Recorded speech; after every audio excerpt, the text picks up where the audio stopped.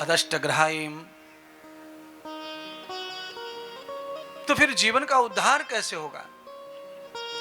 ऋषि विचलित हो गए, व्याकुल हो गए, परेशान हो गए। धीरे धीरे ऋषि मुनि जीवन की परम शांति के लिए जो अवतार मिला है मनुष्य का, उसके लिए ऋषि जा रहे थे और हम सबको ही जाना है, जाना चाहिए।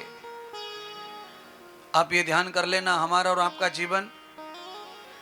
आपका जीवन इस बात के लिए नहीं मिला है कि हम कितने करोड़ के मालिक हैं। इसके लिए जीवन नहीं है मनुष्य का।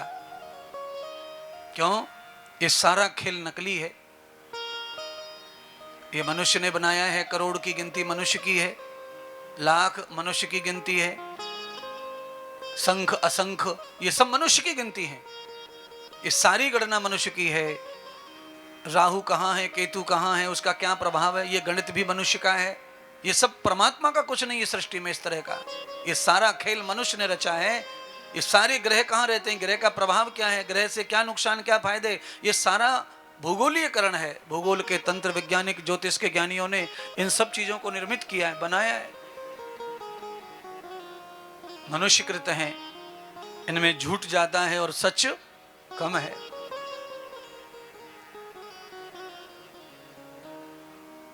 और जिसमें झूठ का प्रभाव ज्यादा हो, सच का कम हो, उस पर फोकस कम करो। मैं ये बताना चाहता हूं, जहां सच ज्यादा हो झूठ कम हो, उस पर फोकस करो। क्योंकि संसार तो झूठ और सच से ही बना है। प्योर सच तो कहीं दुनिया में कहीं कुछ है ही नहीं। दुनिया में अगर प्योर कुछ है तो वो केवल ईश्वर का नाम है, और सारी चीजों में कोई न कोई मिलावट है। हर एक चीज में कोई परसेंटेज है जो मिला हुआ है। जहां अपार शांति मिलेगी, अपार जहां सुख मिलेगा, हर बात का चमत्कार होगा।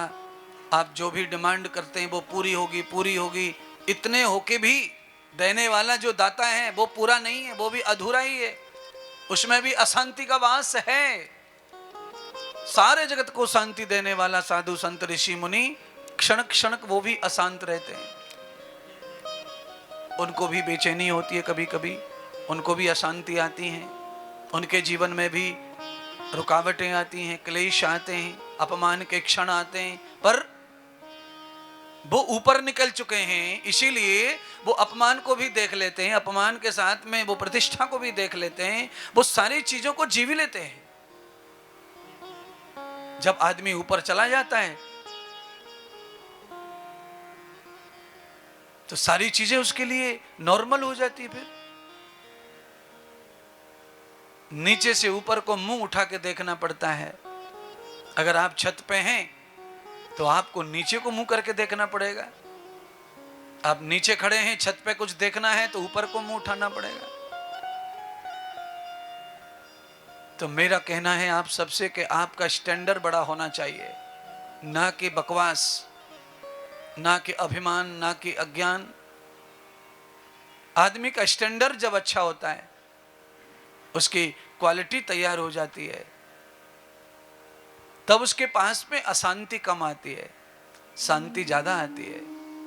असत्य कम आता है, सत्य ज्यादा आता है।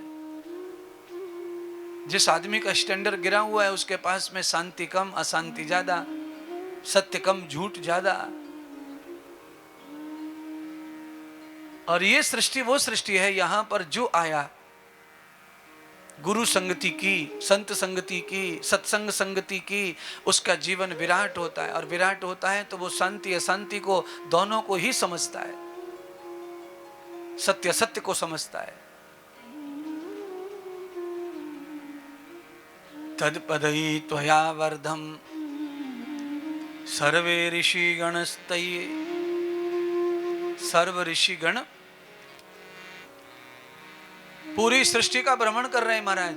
कुछ महात्मा ऐसे होते हैं जो आज भी हैं, जो फिरने वाले महात्मा हैं, हर समय घूमते रहते हैं पूरी धरती का, पैदल पैदल पैदल पैदल यात्रा करते रहते हैं। जहां भी मन आया, रात हुई, वहीं रुक जाते हैं, वहीं से आगे बढ़ते हैं। खुद बना लेते हैं, कहीं मिल जाए तो खा लेते हैं, नहीं तो उपास भी पकड़ लेते हैं, चलते रहते हैं, मिल गया तो भला, नहीं मिला तो भला। ऐसे परम संत साधु भी धरती पर भ्रमण कर रहे हैं, वो भी शांति की खोज में निकले हैं, पर उनको भी शांति मिल नहीं रही है। इसीलिए भ्रमित भ्रमित भ्रमित भ्रमित भ्रमण हो रहा है, निरंतर सृष्टि का भ्रमण हो रहा है। बड़े बड़े सिद्ध क्षेत्रों में जाते हैं साधु महाराज, और उन सिद्ध क्षेत्रों में रहते हैं, पर शांति फिर भी नहीं मिलती है। अच्छा बोलो, शांति सिद्ध क्षेत्र में जाने के बाद में वहां से हट करके अशांति की ओर फिर जाने की क्या जरूरत है? पर साधु का मन भी तो चंचल है, वो भी नहीं रुकता। सिद्ध क्षेत्र भी छोड़ा और फिर चले पाखंड की ओर। फिर कोई सिद्ध क्षेत्र आया, वहां रुके 10 दिन, साधना की, फिर वहां से उठे, फिर उठाया चले। क्यों? उनका काम ही भ्रमण करना है। फिरता जोगी रमता जोगी, फिरता जोगी रमता जोगी। पर हाँ, फिरता जोगी भले ही सिद्ध ना हो, फिरता जोगी भले ही शांत ना हो, फिरता जोगी भले ही भक्ति न करे, पर फिरता जोगी माया में नहीं फंसता। उसको ये लाभ तो मिलता है, उसमें सामाजिक कीड़े नहीं पड़ते, किसी का पर्सनल मोह उसे फंसाता नहीं है।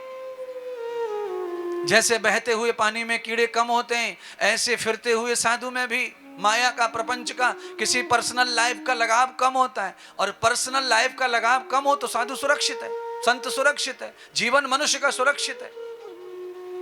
साधु के जीवन में खतरा तब आता है जब पर्सनल लाइफ में कोई अटैचमेंट हो जाए किसी के साथ, तो साधु मोह में फंसता है, माया में फंसता है, फिर विषय में फंसता है, फिर वासना में फंसता है, और फिर उसका नुकसान शुरू हो जाता है।